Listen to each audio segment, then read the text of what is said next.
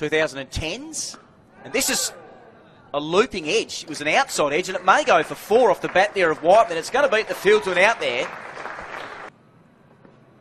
This one a thickish outside edge, but finds the gap between second slip and gully, and down to the boundary for 4. So, and there's his 150, a lovely shot off his toes, beautifully timed. Fielder racing in from fine leg, can't cut it off. And another milestone for Sam Whiteman, 153 not out. And most appreciative of the crowd here at the Wacker ground.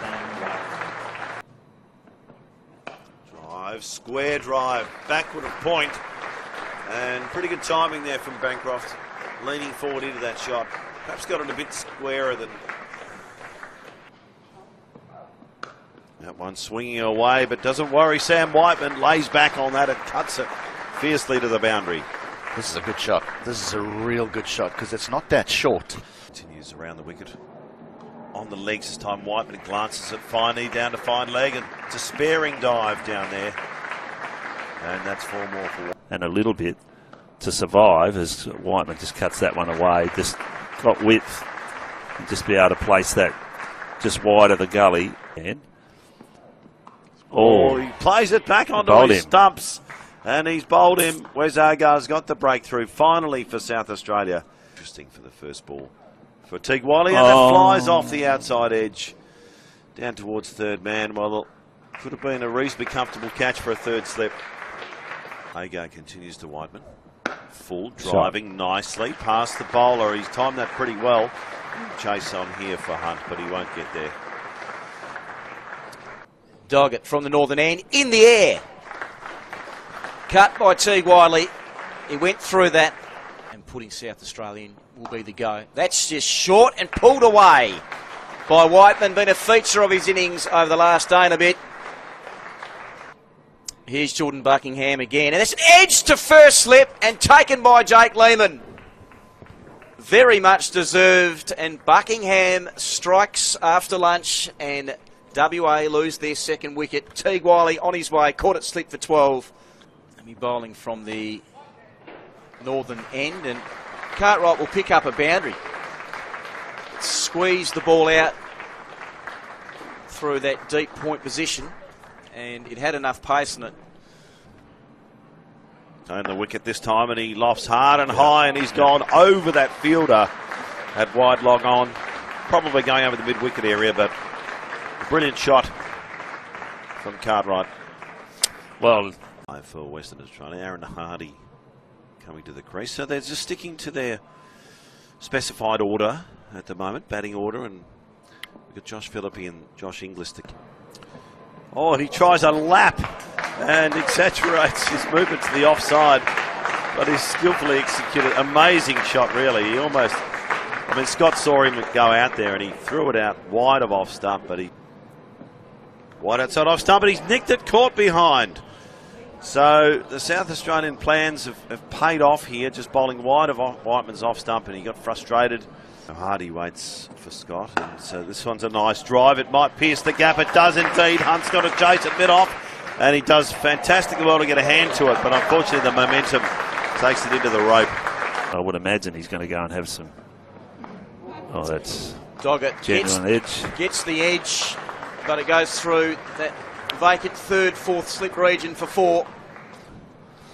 Manenti to start a new over, and there's a chance for a catch on the boundary, thrown back in, and that's creatively taken, and Philippi was there to hit. I think it might be Liam Scott that took that catch on the outer western boundary.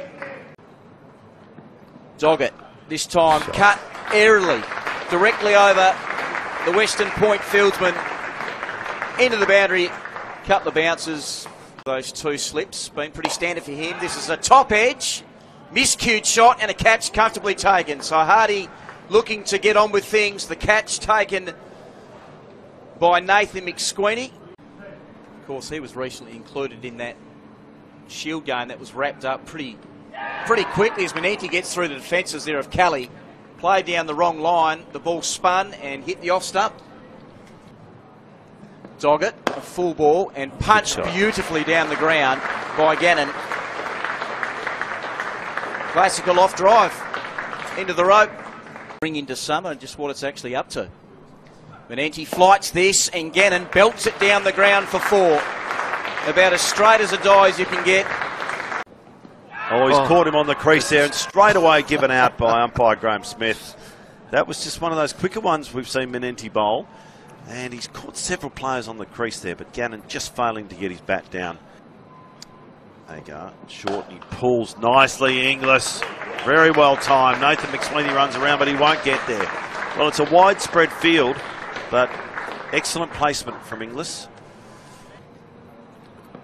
This ball, he hits it uppishly, but in the gap. Long chase here for Scott. Played away from his body there, Roccaccioli, but timed it well. And Manenti, this time the lap shot there from Roccaccioli, and that's potentially going to beat Agar to the rope.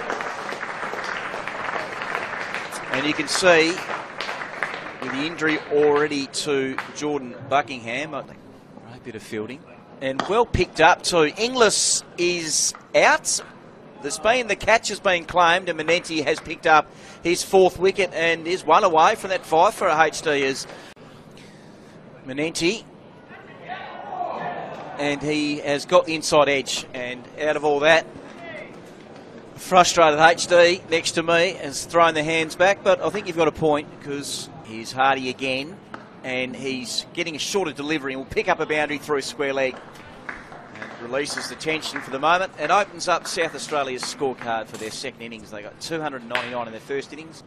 They've got that Malcolm Marshall diagonal approach, and the outer edge has been caught on the bat. And he runs and a boundary for Hunt, so he'll be happy with that. Matt Kelly continues to the left-hander and cuts nicely along the ground. That's between gully and point. Weatherall getting over the top of that one. So nearly a full day.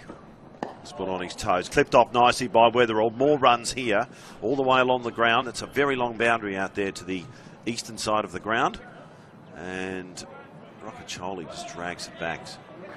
Sorry, that was Roccaccioli throwing it in. Of 68. The appeal, he's out. Well, the umpire appeal, he's out.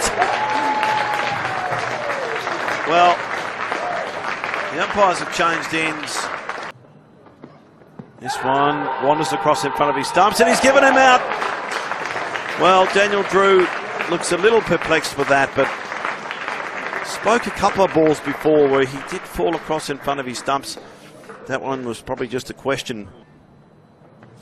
Full delivery and nicely clipped off his toes here by Hunt. Beautiful timing. Using the pace of Morris. Just drifting onto the middle and leg stump there, and that's, well, he'd just be waiting for something like that, Henry Hunt. Oh, top edge here, but safe from Henry Hunt. Using the pace of the ball, but good bounce from Gannon. But Henry Hunt going for that cut shot. And having to resuscitate him as we see a nice glance here from McSweeney all the way along the ground for 4, but having to be resuscitated on the field, and Peter Lever himself. Morris to Hunt.